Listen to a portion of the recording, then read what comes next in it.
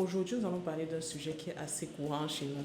En effet, nous avons nos petits, je pense dans tous les pays, il y a toujours des coins un peu illicites là où on achète 2 ou 3 trucs parce que c'est la deuxième main, c'est un peu moins cher, mais la qualité y est.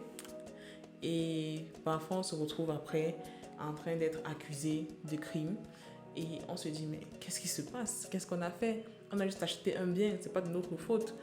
Alors, il faudrait savoir que lorsque vous achetez des biens dans des commerces illégaux, parce que le commerce légal voudrait que vous partiez à la boutique acheter contre reçu. Donc, lorsque vous achetez un bien dans les commerces illégaux, que vous sachiez ou pas que c'est illégal, vous pouvez être accusé de recel si ces objets obtenus l'ont été après des vols, des escroqueries ou tout autre crime et délit. Donc, faites attention. Salut à tous, heureuse de vous retrouver pour une nouvelle vidéo. Je suis Michel Batoum, juriste conseil.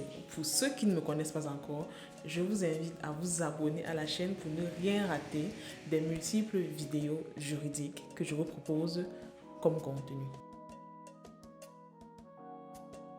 On a tendance à acquérir des biens sans savoir exactement d'où ils proviennent parce que tout simplement le prix correspond à notre budget, mais ils peuvent provenir de vols ou de trafic. Et si tu es retrouvé en possession des biens en question, en tout cas, chacun choisit le combat qu'il veut mener. En effet, le fait d'acquérir, de détenir, de dissimuler ou de transmettre un bien provenant d'un vol, d'une extorsion, d'une escroquerie ou de tout autre crime et délit est appelé le recel. Au Cameroun, cet acte est sanctionné d'une peine d'emprisonnement allant de 5 ans à 10 ans et d'une amende allant de 100 000 à 1 million. Ces sanctions s'appliquent à toute personne réunissant ces critères, qu'il soit receleur principal ou complice. Alors, sachez que la particularité de cette infraction, c'est que même si vous n'êtes pas au courant qu'il s'agit d'un bien provenant d'un vol ou alors d'une escroquerie, ou comme j'ai dit plus haut, de tout autre délit, vous pouvez quand même être coupable de recel. En condamnant le recel, les autorités camerounaises cherchent à protéger le citoyen et à mettre un terme à ces différentes pratiques.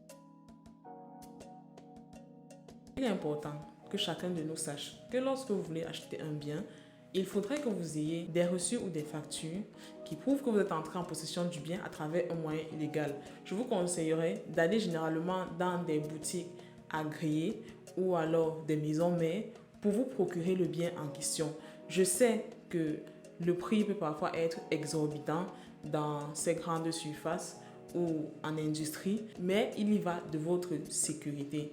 Parce qu'au final, si vous agissez en voulant toujours trouver le moins cher, vous comprendrez que le moins cher est toujours cher. C'est tout pour aujourd'hui. J'espère vous avoir édifié dans cette vidéo sur ce qu'on entend par recel. On en entend parler généralement sur les réseaux, mais on ne sait pas de quoi il s'agit. Donc, on se dit à très bientôt pour une nouvelle vidéo.